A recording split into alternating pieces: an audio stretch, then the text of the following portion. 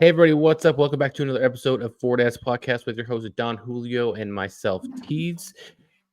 If you guys haven't checked already, definitely want to take a look at some of our links on our link tree. We got what are we? Primo apparel for pants, shirts. Oh yeah, I bought a We pair of got the pants. I bought a pair of the pants. They're You pretty did. freaking comfortable. They're pretty Okay. freaking comfortable. Yeah. Yeah, I they agree. they they look pretty good. Like honestly, if you're like a big, guys, this is I'm waiting to hear how you're gonna say this. if you like the Lululemon joggers, they're pretty similar in fit. Nice and comfortable. Get a nice breeze down by the ankles. You're feeling a little, Dude, it's honestly not as bad as I thought. Like I always grew up No. like with like girls wearing capris. Like, what's the point of wearing pants if your ankles are gonna be cold? Like what's the point? Or like wearing jeans and you have sandals on. I'm like, why you have sandals, open feet, and like you have a sweatshirt and a jacket? Like you're gonna be cold. Like what do you? But honestly, I don't feel anything. I haven't had any issues in the cold when I play in the cold with them, and No. good pants. But then also we are affiliates with what do you call it? Sunday Swagger as well. 15% off on both. Just click on the links and definitely let us know what you guys think. Great polos there as well. They got some sick hats. But yeah, so Julio had a little bit of a nice round. It sounded like this weekend. Was it this weekend? Yeah. So this weekend I went out and played. Foxdale. Of course, it's right here in my front yard. I had probably one of the worst starts that I had ever had on the course ever. Oh, I was 7 over going into the sixth hole. Sounds a little bit like my starts to my rounds. Okay, keep going. So then from there, I get over to 7, right? 7 over through 6. I made a par on the sixth hole, which was like I think my first par. It was my first par of the round. I hit a awesome 3-wood off the 7 tee box, playing from the tips. Gets down in the middle of the fairway. I got about 180 into the wind. Pin's kind of tucked behind like some brush because there's water on the left hand side. I hit a great shot. Sun's right in my eyes, so I didn't really see. I just kind of caught a glimpse that it was going right at the pin. Didn't see it come down, but then I get up to the green, and it's like right by the pin. So I was like, nice birdie. So now we got one back. Right. So now we're 6 over through 7. I get over to 8, hit an awesome drive, make a par. I just missed the birdie. I wanted it real bad. So I made a par. Then I get over to 9. Hit a great 3-wood right over the bunker. I saw sand hit. Okay, that was the first thing. I saw sand hit, and I'm thinking, oh no, it's like going to be right on the edge. And I was super terrified. But then I look, and my ball's right in the middle of the fairway. So it just caught the top, little splash of sand. Got a nice run. I had like 68 yards in. And I hit a perfect 58 degree. I have about 4 feet for this birdie, and I missed it. Which was like I was like how is that even possible? So I ended up finishing the front. 6 over, and I went on a tear on the back nine. I went 2 pars in a row, make an eagle on 12. Oh boy. Make a make a par on 13, a birdie on 14. Another birdie on. Wait, that's 1, 2, 3. That'd be 4 under.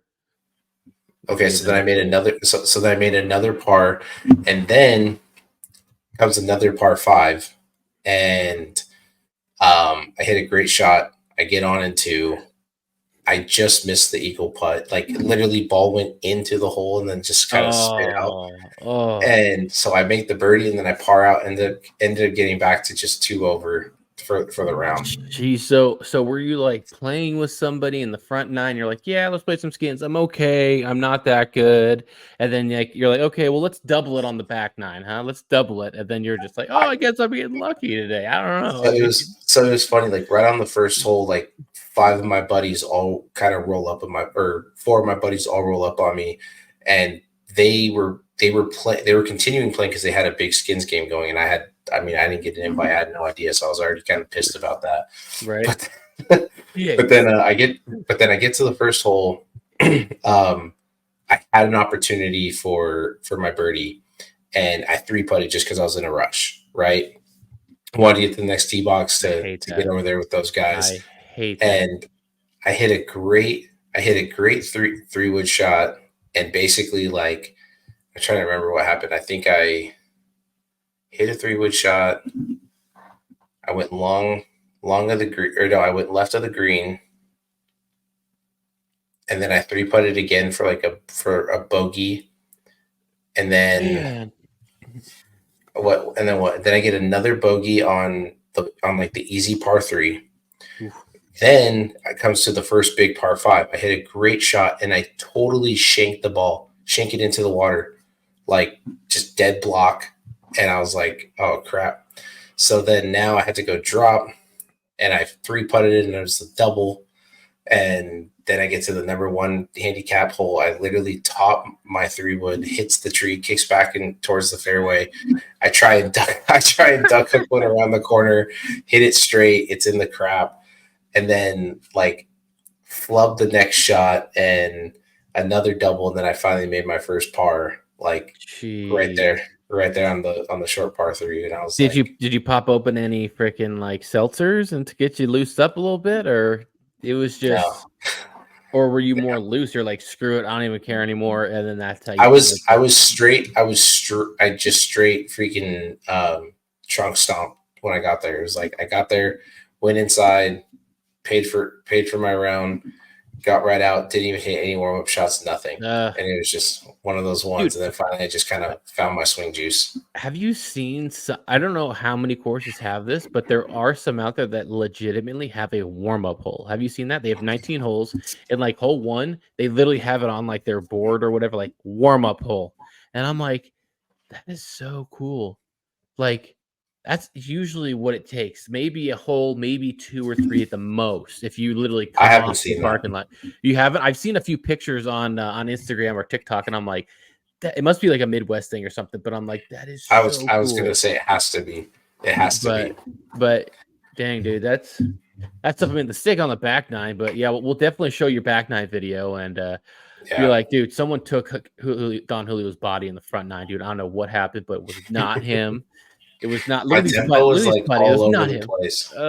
Dude, literally putter wise, like I've been trying to make some adjustments with my putter, and it's like there's just some putts even there where I absolutely hammer the ball, and I'm like, what was that? Like I felt like I was like trying to throw jabs like in my putts, just like Oh my god, it was annoying, but wow, yeah, man, it was an awesome back nine. I was fired up, and even on number 10, I missed a really good birdie.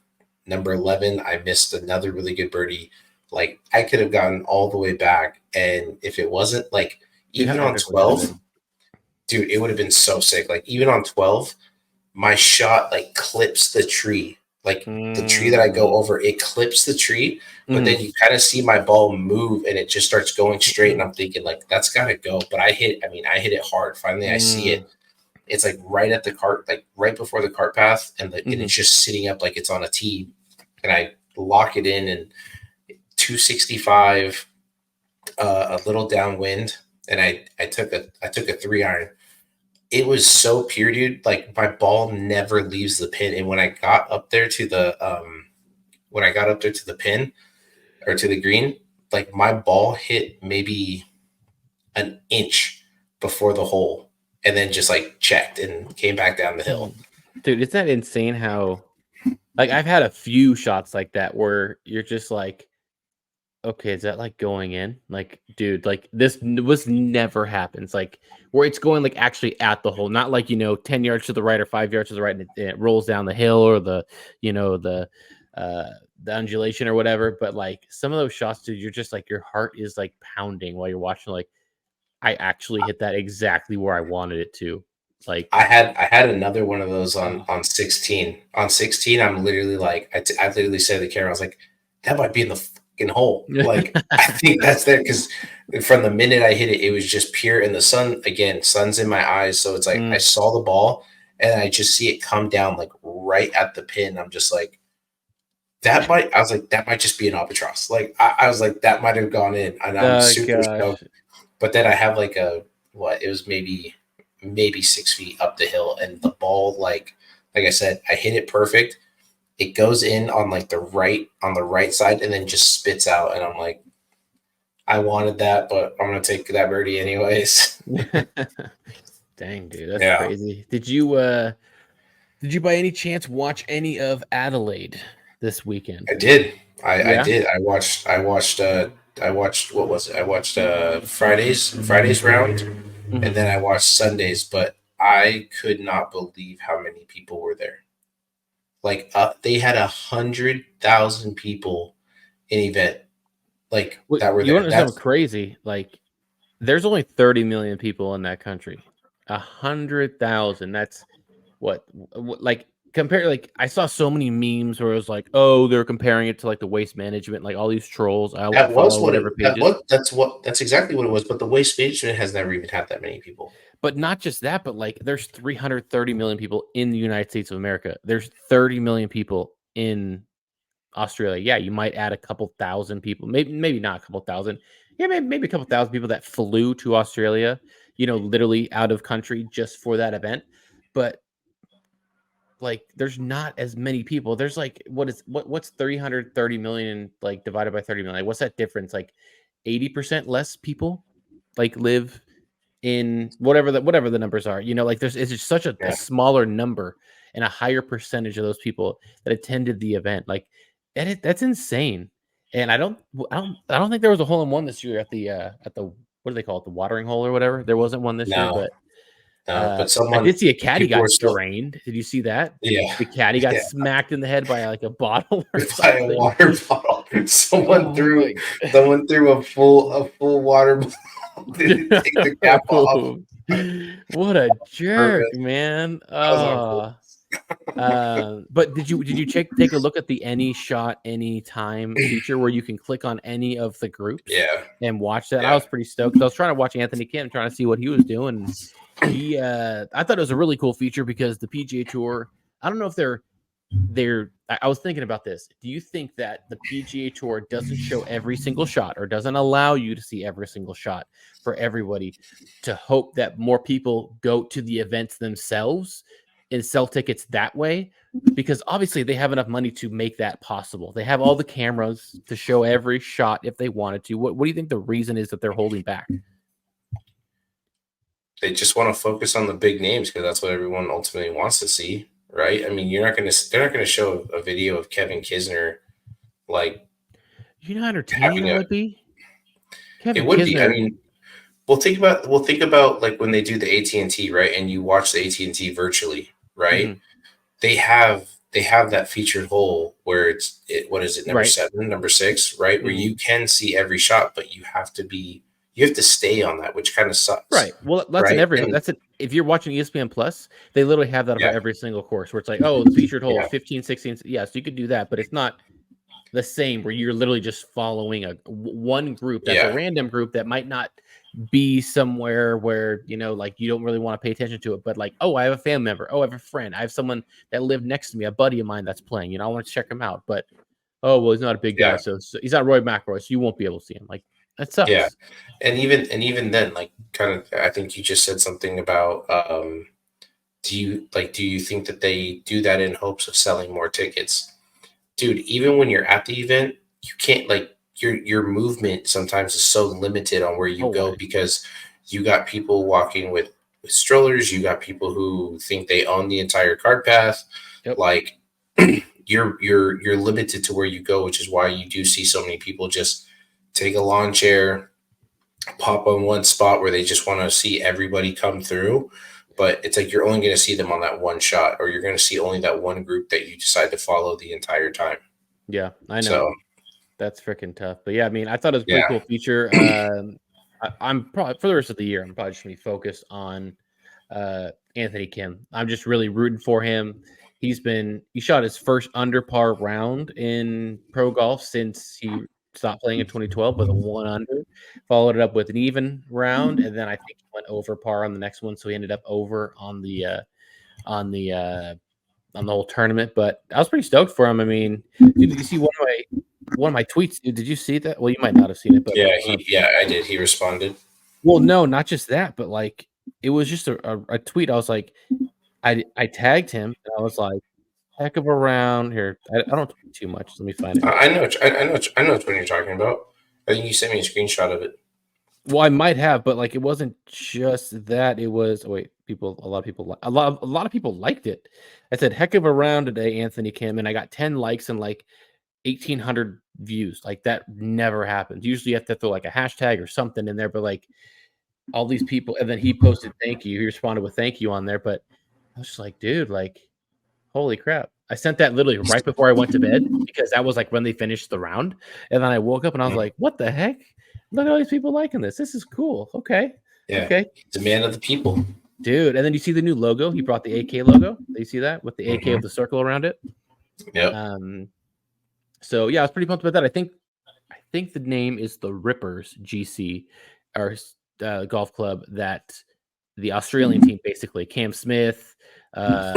I forget the other main dude. What's the other big dude? The other big Australian that used to team up with Cam Smith in the Zurich Classic.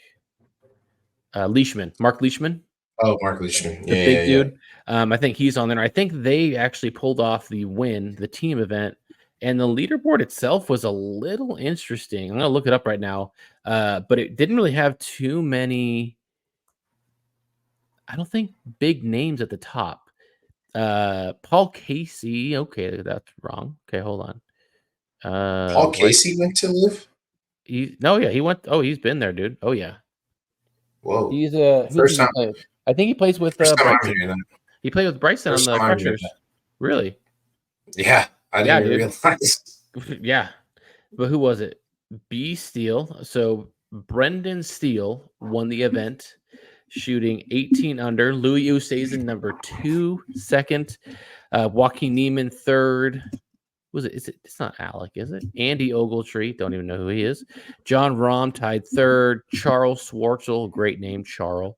Abraham Answer tied 9th. Let's see, Brooks Koepka tied 9th. But yeah, I mean, like, it wasn't really a loaded leaderboard. And like, honestly, over the last few tournaments, what do you think of like John Rahm's game? Like, he just, ever since he's joined, he's taking some adjustment. Like my dad and I had this conversation. I think he's just been playing such dialed in golf with the PGA to where he's really grinding to get a paycheck, to where now he's kind of like, bro, I just signed for like an unbelievable amount of money. I'm just going to try and have some fun, because the way he's playing reminds me of like the Good episode where he's playing with Grant and Garrett. And he's just like kind of nonchalant, you know, he's just like having fun. He's like, he knows it's about the content and the fun. Right. And he was just even then he was just making some amazing shots that were just like, how the hell did you do that? And then he just kind of has some shots where it's like, who just hit that, John Rahm? But are you sure? Right.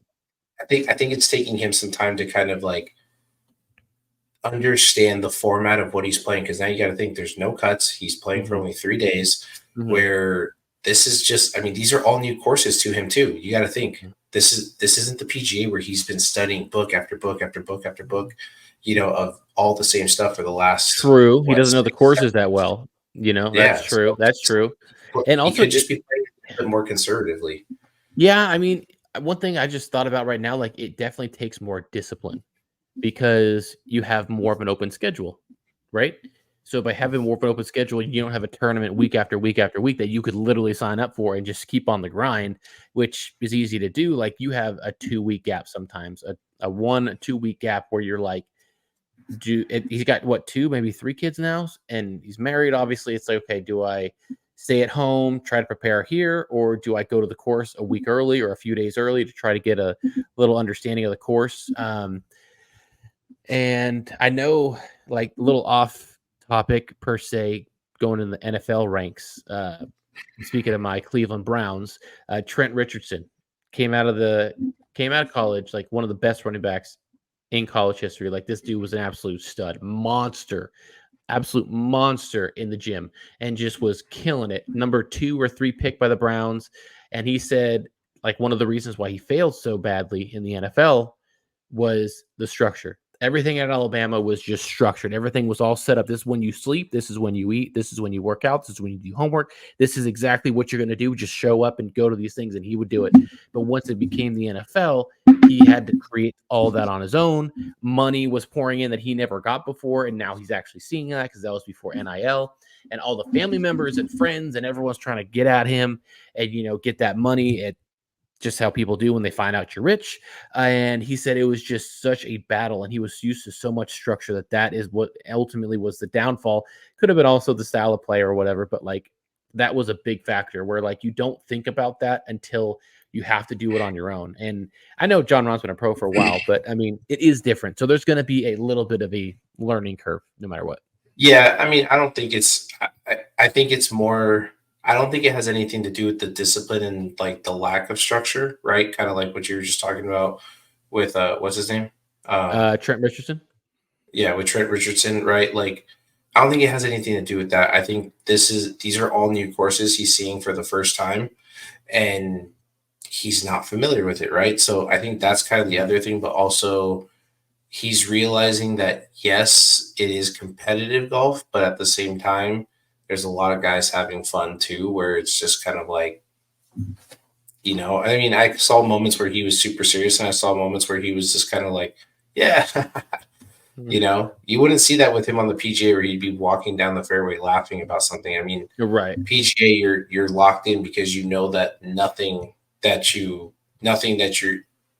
is guaranteed, right? Mm-hmm. So you have to perform. Like it's like clocking in for your 9 to 5, knowing that like I hate my job. I gotta figure like I gotta do what I gotta do. Right. Like even though it is enjoyable, but it's like I need to perform if I want to stay sustainable, right? Where here he's like, dude, I got so much money in now. The bank. Yeah, I'm chilling. Like guys, just tell me what you need me to do, and I'll do my best. Mm-hmm. Yeah. No, that's true. I mean, it could. You might be completely right too.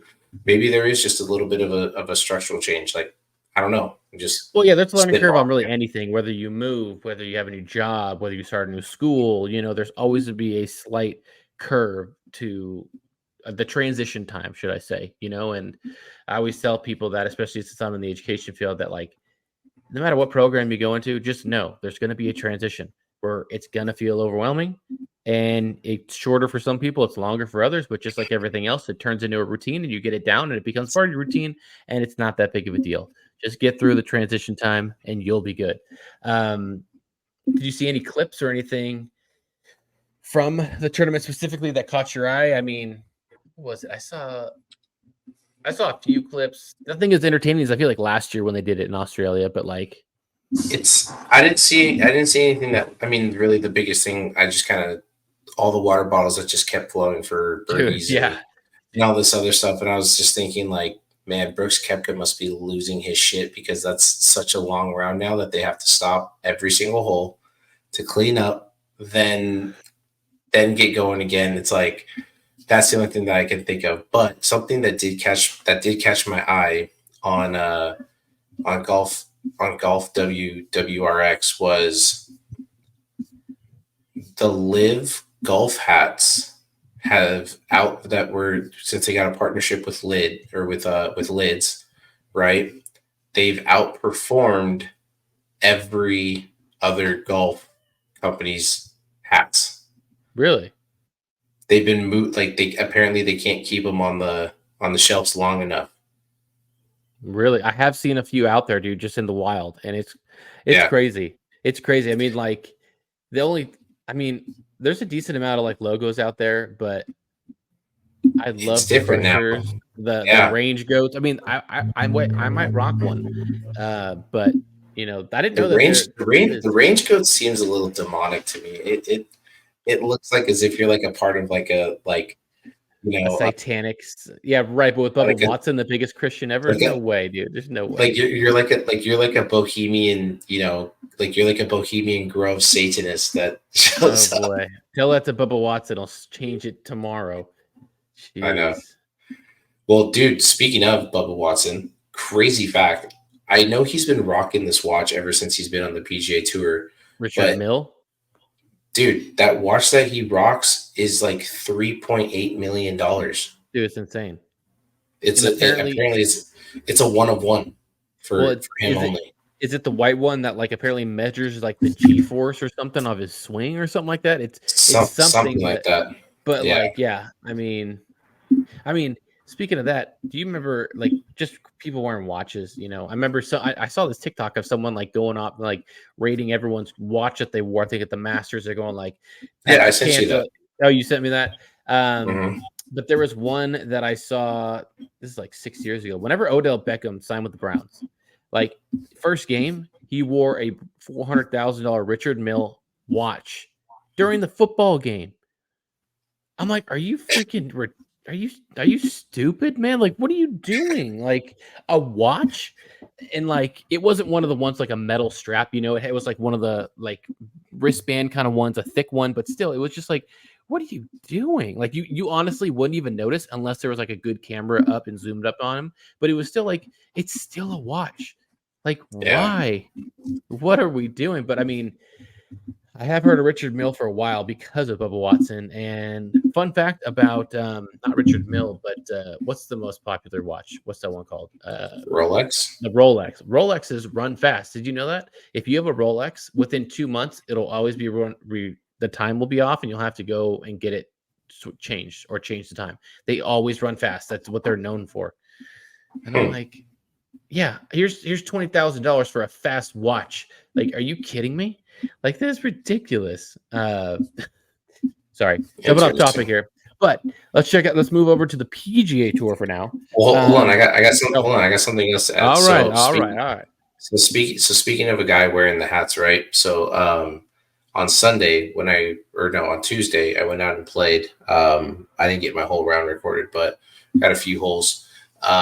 This guy that I was playing with, he was wearing one of the Crusher hats. And huge shout out to your buddy Brandon, because he's like, hey, I hit a good shot, and he was like, as far as you hit that thing, he's like, you should be hitting that crank driver that Bryson plays. And I was like, nah, man, I have a crank driver at home. There's really nothing super spectacular about him except for crazy low launch, or crazy low lofts on him. Mm-hmm. But I was like, nothing too spectacular. I think the drivers that are developed today are pretty similar in MOI off of the face. Mm-hmm. But I was telling him, I said, crazy fact though, I told him my co-founder to the podcast that I'm wearing, because I was wearing this hat, I was like, his really good friend actually designed the clubs that Bryson was playing at the Masters. And he's like, oh, those Avada irons. He's like, dude, I wanted to get a set of those after the Masters, but they were already sold out. I'm like, yeah, they're gonna be sold out for a while. But I was like, yeah, he helped design those. And he's like, dude, I can't believe how far he was hitting the ball like on the last day. And I'm like, yeah, I don't really know the tech behind them, but to know that they have 3D printed faces, I was like, it's got to be crazy forgiving and crazy hot. That's all I have to say. Yeah, I know with the Avodas that Brandon uses. Avodas, sorry. No, it's all right. I thought it was Avada too. but it's Avoda pronounced, and Brandon's version that are sold online and that people can actually purchase. Those ones, he said, those ones come off the face very, very hot, and he's not used to it. He's like, it goes farther than what I'm used to with my previous. I think it was like Cobra irons that he had, and then I did find out that Bryson's irons are about $4,000 to make them, just for the irons. And but that's also with the LA golf shaft in them too, right? No, it's just the heads. Whoa.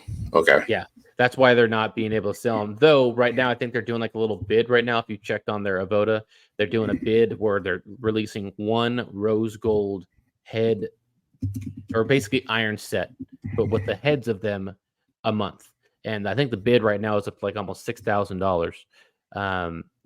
But like you buy them and you can get like the best shaft. They have like a $200 shaft in every single club, and all the expensive bells and whistles that you can for a shaft. And that's why they started. I think they started the bid at like $5,000 or something like that. But it's a pretty cool looking thing. But I just could not fork up that money. But yeah, dude, the irons are sick, and you can let them know, like, just like if you have questions, if you want to know anything about Avoda, or I mean, I honestly, was it today? I was at the gym and I was checking our Instagram, and I was like, oh, there's a request on there to chat, and I was like, okay, that's weird. And someone's like, hey, does Avoda do fittings? If so, where and who? But sometimes some of the messages go to like spam or whatever. Yeah. And it's like someone legitimate, and I was like, oh, okay, yeah, like I'm like, just reach out to Brandon. He'll reach out to you. He literally said, like, if you don't know who this is, look him up. Nade Shot. He started like FaZe Clan or whatever, like whatever the FaZe is. I think that's what he is. He's like more of a COD guy. That's the guy who messaged you? No. He's been messaging Brandon back and forth. He's got like 1.2 million followers on Instagram. But he's like, I've been talking with Nade Shot the last like few days, and he just keeps on saying, dude, when does the set come in? I want to get he's gonna get fitted there at Dragonfly. He's gonna record the whole thing. And who else was he talking to? He's talking to some other guys, and he's like, Jeff Swartz, I think it was the guard for the Kansas City Chiefs, like a few years ago. He's like, I got to get you out here. He's like, my wife's 8 months pregnant. I'd love to, but like, I can't now. But he's been blowing up. But like, if anyone's watching this and they're interested in the Avoda irons and they see on the website that they are sold out, reach out to Brandon Fraser Golf. Follow us check us out on Instagram at just X4Dads Golf. And then check out who we follow and hit up Brandon. Like, he's always on his phone working with orders. They're going to have their fitting set within the next week or so. But yeah, dude, I mean, the irons are sick. I'm hoping one day, hopefully soon, I can get some. Those things are not cheap, but I definitely will not have them by the time that we get our round in within a few weeks, which I cannot wait for. Carmenal Valley Ranch. Shout out to Patty O'Shea at Upside Golf. It is going to be a fun round. I cannot wait to get it in with Don Julio, heading into Monterey, Carmel. But yeah, that's awesome that he knew about it, because I know a lot of people have been talking about it, and I feel like our videos are still popping because we're like the only one that has like a Avoda on.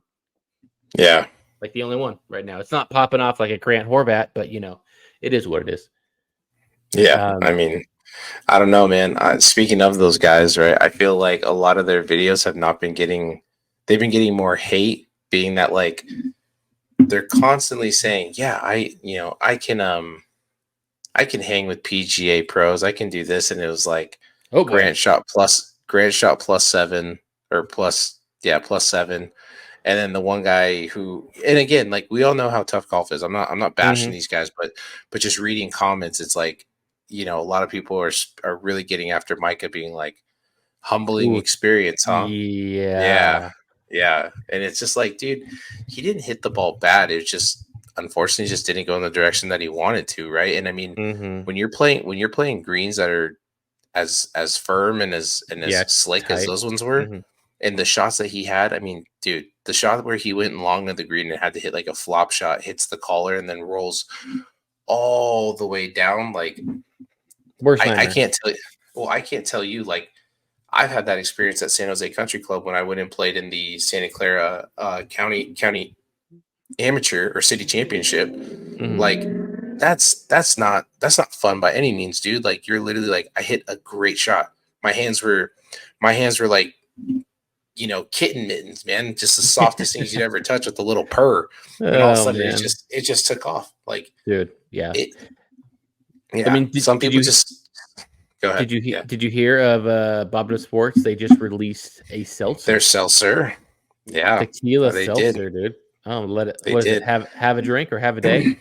Have a Have a days. day with a true Blanco seltzer that took them, dude. I can only like I hope they recorded because I can only imagine the vendors that they had going to Mexico to find the vendor to give them the right Blanco like tequila that they wanted and just tasting all of them. Like, dude, I know you haven't been to Mexico, but it's like the tequilas, like the real authentic Mexican tequilas down there, they're so smooth that it's dangerous. Like even the ones like even blancos, right? Like blancos here are always like, oh, it's like it's like moonshine. Like it kind of just sends those Yeah, chills down yeah. your back, right? There, you can sip on it like it's water, and Dang. you don't like get like that, where Hmm, hmm. you end up. I mean, you don't even need a lime. It's literally meant for you to sit there with your loved ones, with the Hmm. closest people by you, and just sit and talk. Like Yeah. Oh man. it's dangerous, bro. It's I mean, like, dangerous. just think of like Fat Perez, dude. Over the last like 2 years, this dude has went from being an accountant that works 10 hours a day to who golfs for fun, and he was good at it. To Hmm. and he loves drinking. The dude is not shy to say that. Loves drinking, loves eating, loves golf. To getting paid very, very well, getting paid to golf, getting paid to drink and make a drink now, and now you have to drink in order to help your sales and boost your sales for this have a drink. Like this guy But is like living the ultimate dream. let's I mean again, like let's dive into that, right? I think I remember watching this video, about someone talking about like when you think of golf influencers, who are the real golf influencers that you think of, right? And everyone goes to like good. Everyone goes to Have a Day. Everyone goes or Bob Does Sports, right? Mhm, mhm. Everyone thinks of Grant Horvath. Everyone thinks of Rick Shields and the other English guy with the glasses. Well, I know Peter Like Finch. I don't know the other guy, but yeah, keep going. yeah, but like you think of a lot of these guys who are actually out playing, but dude, there's so like there's so many good golfers. Like there's even this dude who's like local around my area who literally just reviews courses and he does all the same stuff you do, flyovers, talks about the history of the course, What's his you name? know. Um Not he's a Perfection, is it? I'll have to look. I'll have to double Okay, check. yeah, no worries, no worries. I don't have it off the top of my head, but his videos always come up, right? And then obviously now you have like the country club adjacent dudes, and then you have that guy Eric, right, of from Par something Par, and like Claire Hogel and all these people. But I think there's still a lot of opportunity for really anyone to kind of steal the fire just by firing off good rounds at amazing courses and having a good time. Like Well, think about it, yeah, Bob. yeah. I was Go gonna for say, it. like, think about it. Bob Does Sports is literally like they're crushing what 200 nuggets in a round, Dude, like like their thing, fireball shots. wings, hot wings, spice, like Oh yeah, drinks, like hot dogs, like their stuff. I was gonna say, like, it's not really about how good of a golfer you are. It's how entertaining you can be. I know they're moving it up a little bit. Besides Fat Perez, who's married, I don't think Bob has a girlfriend or wife, and I think what's his name, Joey Coldcuts. I know he had a girlfriend. I don't know if he still has a girlfriend, but like they're a little bit more open. I don't think Fat Perez has any kids either, but like I can't be telling my wife, yeah, I'm gonna play golf and I'm gonna get blacked out, like with a kid. Like I just I the whole I need you around, I need you alive kind of a conversation comes up, for a while. You can't be doing stupid stuff where like you're like shoving like 200 chicken nuggets in your throat, with how bad I can't even tell you the last time that I had McDonald's that wasn't for their chocolate chip cookie tote. Like I just and it's not because I don't like chicken nuggets. I do, but the older I get when I eat it, it just F's with my body, man. I just can't do it. And like you have Bob the Sports, who's all about fun and golf. You have whoever that I don't know if you're talking about the same guy, but that lefty kid who's really funny. He has like the long hair. He's done a few videos with forget what one of the girl influencers are, but he's just hilarious. And it's just all about the entertainment part of golf. And then you have like Brian Bros, you have Grant Horvat, you have Bust the Jack, where they're really good golfers and they're just in it for playing really nice golf courses really, really well.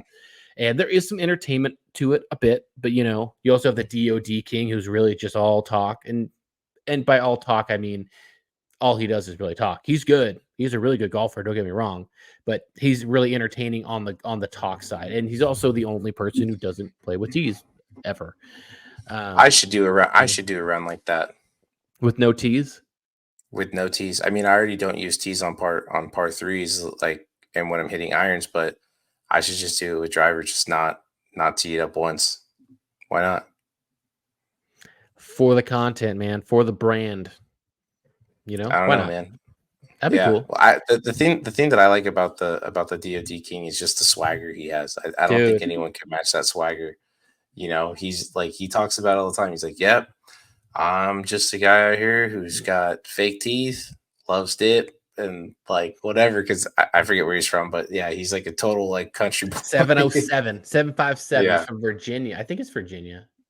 But like who's he played with? Henry Grillo, who's, if you ever watch Henry Grillo, he now came out with a YouTube channel. He's been in some of these videos of like Grant and Carter, who is a DOD King. He has probably one of the nicest swings that I have seen. It is just so smooth and so fast. It's so pure. But like, I remember him talking and Grant talking. They're like, when they play with them, they're like, "Dude, you've always been just hilarious. You've just always been that guy who's always fun. You can always, snap some comment off that makes people laugh. Can always do something to get people laughing. You can see it, in his videos with his comebacks and things that he says without thinking. And it's just entertaining, besides the fact that he's pretty dang solid at golf. And I think he's what, like 5'5", 5'6", he said. He even like makes fun of his height from time to time. He's a short dude, but I can't wait to see him rattled. I can't wait for someone to really just like beat him by like 8 or 9 strokes. He is humble when he does lose, but he doesn't lose by much or that often. But it'd be interesting to see how he would actually respond by just getting like gutted by somebody, whether it's big or small, and it just being like, let's see how you handle that. You're always on top. Yeah, I mean, I don't think he'd take it very. I don't think he'd take it very hard. I mean, he's the dude who developed that golf app too, right? We're like a social media golf app for people to connect on, kind of like Golf Link. Oh no, what's it? Draw Fade, that thing? Yeah, something like that, where it's kind of like a dating golf app. But I've heard, I don't know, dude. I think it was Mike Morris worked with it as well. So I don't know if they were in on it together or something like that, but he might have became, an ambassador. But I mean, dude, he's come a long way. And it's great to see. But really quickly before we wrap it up, Zozo Championship is what it's called, right? No, it's not. It's not. No, Zurich. Why did I say Zozo? Starts with a Z. Not many tournaments start with a Z, and there's 2 of them. So the Zurich in New Orleans, I didn't really catch too much of it. I did see it a little bit, and it was pretty cool to see. That leaderboard was actually pretty trippy to see who was actually doing pretty well, besides, of course, Rory and Shane Lowry that came up and took the victory. Did you watch any of that this weekend? I didn't watch a lot of it. I was more watching LIV, and I don't know, my ESPN Plus was kind of acting up a little bit. Ugh, I don't know why. That's annoying. Yeah. Sorry. I was busy watching LIV PGA Tour. Sorry. And they were only playing at nighttime because it's in California. They're playing in the morning and the. Yeah. All right. I had to keep Zootopia and Moana going to keep Adelina happy. Yep. Thank goodness. You see that meme where it was like, shout out to all the dads out there who have like a 75-inch TV, but they're watching the Masters on their phone so their daughters can watch. Yeah. Yeah. Literally, dude. Oh, that's so funny. But yeah, I mean, so Shane Lowry and Roy McIlroy, they pulled it off. They won. I believe they had I believe it was a sudden death playoff or whatever after to beat Chad Ramey and Martin Trainer. But I mean, like, you like listen to the top 10. Oh, I'm not even go top 10 because there's a lot. I'll go top 4 because there's like 8 people in between there. So you got Roy McIlroy and Shane Lowry. Everyone's heard of them. Chad Ramey and Martin Trainer were tied second. Okay. Show me them and show me a picture of them. You point them out for me. Ryan Brem and Mark Hubbard. We've seen Mark Hubbard play. That's one thing, but Ryan Brem. Garrick Higo, who I know. Ryan Fox. Sam Stevens and Paul Barjon. What? Where are we? Zach Blair and Patrick Fishburne, Nico Echeverria, who I've heard of, Max Grayson Sig, who I have heard of because I watched some of the Corn Ferry play for University of Georgia. Reminds me of that kid from I See Dead People, Sixth Sense, the kid. Oh yeah, but he's like the grown-up version of him. If you've seen what he looks like now, Grayson Sig reminds me of him. Justin Headley, who I've heard of, Thomas Daughtry and Robert McIntyre. Like, you could probably pick out 6 of those names out of the crowd of like 20, and they're like the top 4. And I feel like that's pretty cool in terms of not for the PGA Tour, because they want the big names up there so people are watching the tournament later in the day to get more revenue and things like that. But to get more names up there that you're not really going to hear about and give other people opportunities, because it's a 2-man tournament, it's a 2-man scramble, 2-man 4-ball, or whatever the terms there. Like, it really does come into play, like the what's that tournament, the Ryder Cup that they have, where like you have 2 guys that mesh really, really well, and they know, okay, I'm a good short game guy. Great, I'll do off the tee. You do short game, or I played this course and I do really well, and it's really interesting to see. I hate to say this, but like no-name guys just playing really freaking well, and finally winning some money. Again, like, that's kind of what you expect to see, right? I mean, when you have so many players that are leaving, it does open up a lot of opportunity for guys. And it's like what we were talking about last time. Like, when those top guys are on, like, you're going to see them up there all the time, right? Mm-hmm. But when it's a new guy, you're kind of like, who is this guy? Like, okay, let's see. And you're like, wow, he's putting together a good round.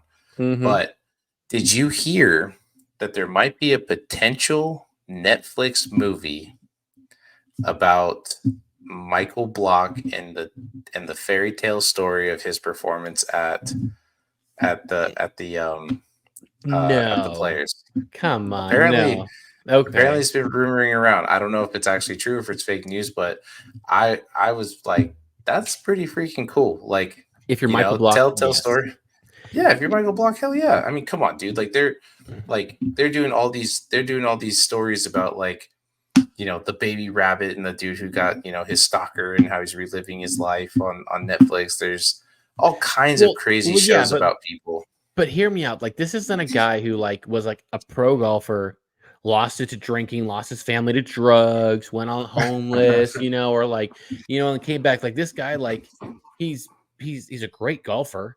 He works at like one of the most prestigious like golf courses in the country, really expensive area, making great money, and he's a good golfer. So, like, what's the story? The fact that he actually made the cut and he played really, really well in a PGA tournament, in a PGA major. Yes, don't get me wrong, that is dope. But like, it's not like a Cinderella story.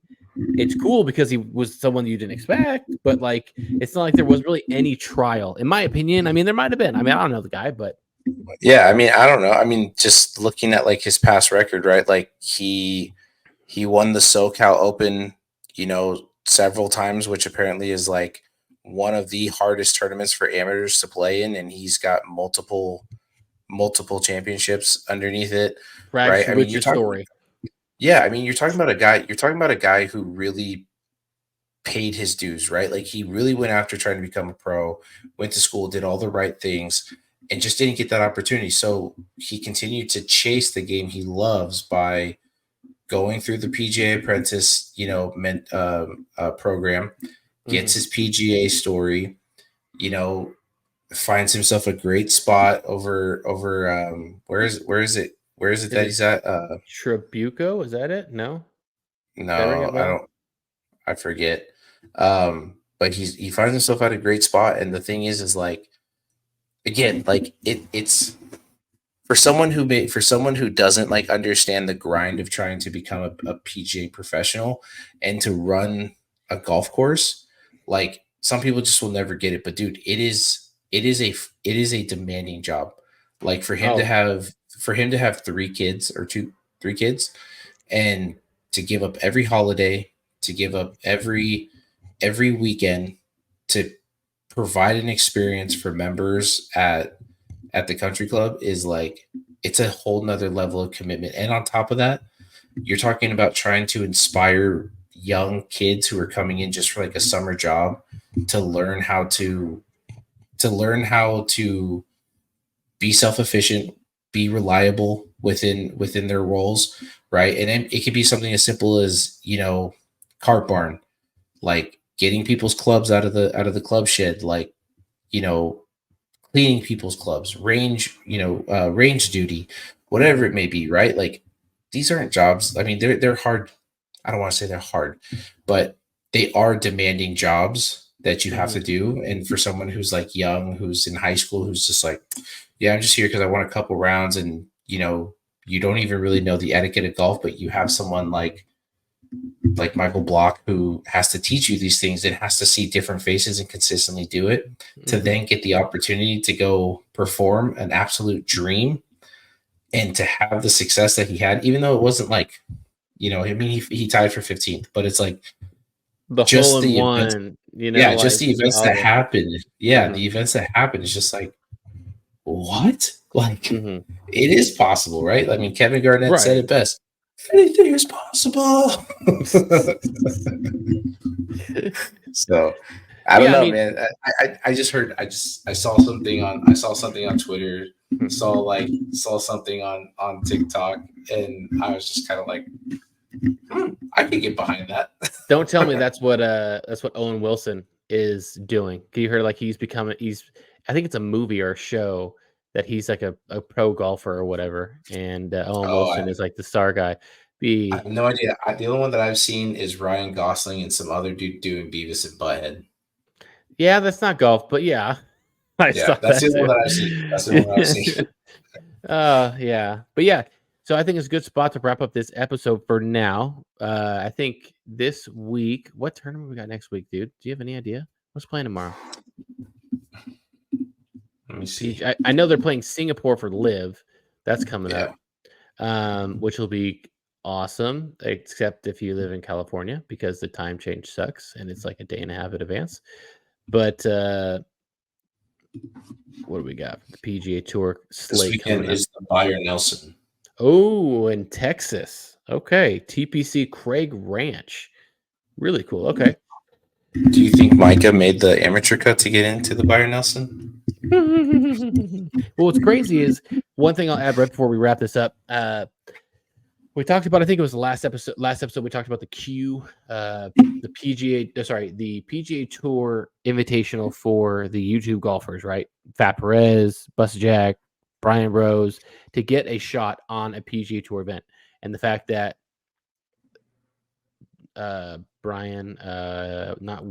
George Bryan ended up in a nice way blowing a 2-shot lead in the final hole, and then he ended up not making it.